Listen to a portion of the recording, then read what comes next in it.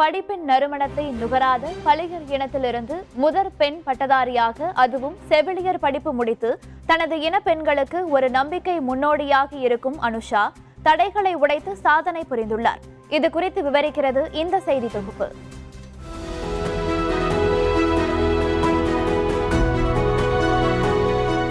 தகர தட்டுகளால் அடைக்கப்பட்ட சிறிய வீடு, விறகடுப்பில் சமையல், அரசு அமைத்து கொடுத்துள்ள குடிநீர் தொட்டி, இப்படி வாழ்வின் கடைநிலையில் வாழ்ந்து கொண்டிருப்பவர்தான் அனுஷா. திண்டுக்கல் மாவட்டம் கொடைக்கானலில் இருந்து 60 கிலோமீட்டர் தொலைவில் உள்ள பெரும்பாறை ஊராட்சிக்குட்பட்ட கொரங்கொம்பு மலைப்பகுதிதான் அனுஷா பிறந்த ஊர். இங்கு 60க்கும் மேற்பட்ட பளியர் இன பழங்குடி மக்கள் வாழ்ந்து வருகின்றனர். இவர்களில் மழைக்கு கூட பள்ளிக்கூடம் பக்கம் ஒதுங்குபவர்கள் வெகு சிலரே. கால்நடை வளர்ப்பு, வேளாண் பணி என வாழ்க்கையை கடத்தி கொண்டிருப்பவர்கள்தான் இந்த பளியர் இன மக்கள். இவர்களில் கல்வியில் மிகுந்த ஆர்வம் கொண்டவர்தான் முருகன் பஞ்சவர்ணம் இணையரின் மூத்த மகள் அனுஷா, இளைய மகள் அருணாதேவி. காட்டிலும் மேட்டிலும் நாம் தான் படாத பாடுபட்டு உழைக்கிறோம், நமது மகளாவது நல்வாழ்க்கை வாழ வேண்டும் என நினைத்து கல்வி ஆர்வம் கொண்ட அனுஷாவை மிகுந்த துன்பங்களுக்கு இடையில்தான் படிக்க வைத்திருக்கிறார்கள் அவரது பெற்றோர். குடும்ப சூழல் அறிந்து வாழ்வின் தடைகளை உடைக்க கல்வியே சிறந்த கருவி என அறிந்து கற்றலில் ஆர்வம் காட்டினார் அனுஷா. சின்ன வயசுல இருந்தே கஷ்டப்பட்டு தான் படிக்க வச்சாங்க. அதுக்கப்புறம் 10th பெருமாமல்ல படித்தேன், 10th முடித்தேன். அதுக்கப்புறம் 11th 12th கொடைக்கானல் நாயுடுபுரத்தில் படித்தேன். அப்போ மே 2021 +2 முடித்தேன்.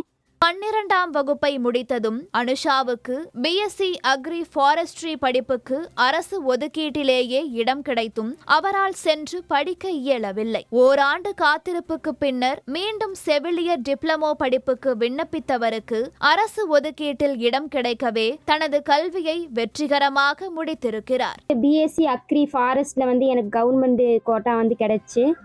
அதுக்கப்புறம் இந்த சிக்னல் அந்த டவர் கிடைக்காதனால அது என்னால் போக முடியல. அதனால திரும்பியும் அதை ட்ரை பண்ணலான்னு போட்டேன். ஆனால் ப்ரைவேட் தான் கிடச்சி, அதனால் என்ன போக முடியல. அதுக்கப்புறம் அந்த 1 வருஷம் வீட்டில் தான் இருந்தேன்.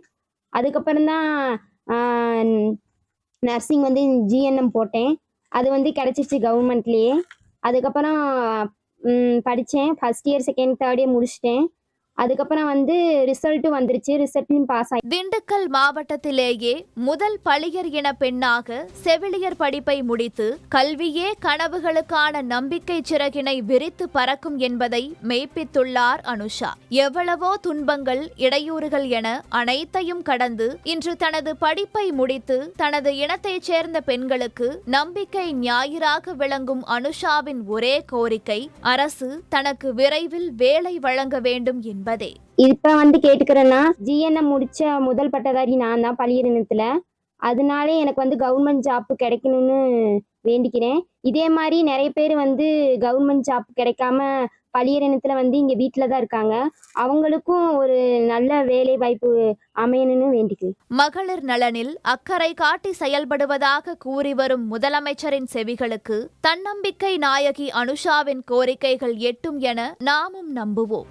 வேந்தர் செய்திகளுக்காக கொடைக்கானல் செய்தியாளர் மணி நேதாஜியுடன் சையத் முகமது ஆசாத்.